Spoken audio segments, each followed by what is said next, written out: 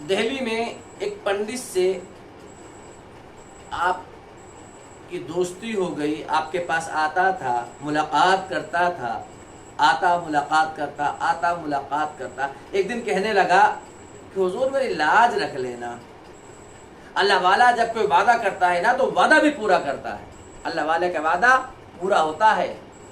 اس نے کہا میری لاج رکھ لینا، آپ نے وعدہ فرما لیا، ہم تیری لاج رکھ لیں گے۔ اللہ والے کی زبان سے نکلا ہوا جملہ عرش پر لکھ جاتا ہے۔ حافظ شاہ جمال اللہ رضی اللہ تعالیٰ رامپور میں جلوہ بار ہیں، اپنے مریدوں سے کہا دہلی فلاں مقام پر جاؤ، اور اس کے چیلے وہاں پر موجود ہیں، اور وہ کنویں میں جا کر چلا کر رہا ہے، گڑھا کھود کر چلا کرتا ہے اس کے اندر۔ وہ اس کے چیلوں سے کہہ دو کہ دریا کا پانی اس کے حلق تک آ گیا ہے، گردن ڈوب چکی ہے، قریب مر جائے گا وہ۔ یہ شان اللہ نے عطا فرمائی، آج ہمیں 5 میل دور کا نہیں دکھتا، 5 میٹر دور کا نہیں دکھتا۔ حافظ شاہ جمال اللہ کی آنکھوں میں یہ تاثیر رب نے عطا فرمائی تھی، بیٹھے رامپور میں ہیں اور دہلی میں گڑھے کے اندر پنڈت کا حال کیا ہے یہ رامپور کی سرزمین سے آپ کو معلوم ہو گیا۔ اللہ نے وہ آنکھوں میں بینائی اور دل میں روشنی عطا فرمائی تھی۔ آپ کے غلام، آپ کے مریدین یہاں سے جاتے ہیں، پنڈت کے چیلوں سے کہتے ہیں اپنے پنڈت کو زمین سے نکال لو، جو چلا کر رہا ہے، ان قریب ڈوبنے کے بعد مر جائے گا وہ۔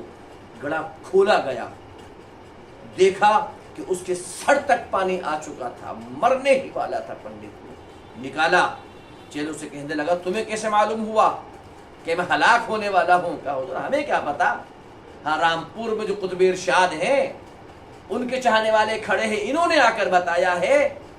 اللہ والا وہ ہوتا ہے جو سامنے سے بھی آپ کی مدد کرے، آپ کے پیچھے بھی مدد کرے، اور جہاں آپ پکارے وہاں مدد کرے۔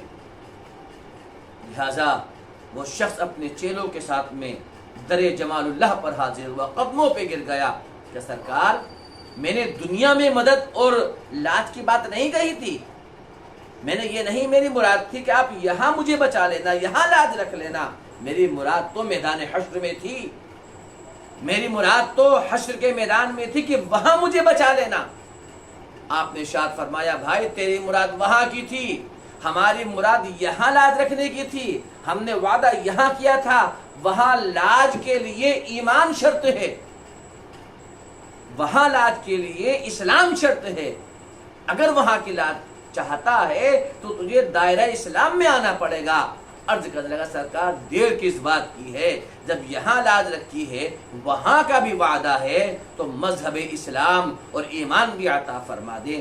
کلمہ پڑھ لیتا ہے، جو چیلے ساتھ میں ہیں وہ کہتے ہیں حضور اپنے پنڈت سے کہ جب تک دوزخ کا راستہ تھا ساتھ ساتھ تھے، غلط راستہ تھا، سیاہ راستہ تھا، ساتھ میں تھے، اب جنت کے راستے میں اکیلے اکیلے جا رہے ہو۔ جب آپ نے حافظ شاہ جمال اللہ کے دست مبارک پر اسلام قبول کر لیا ہے، ہم بھی اسلام قبول کرنا چاہتے ہیں۔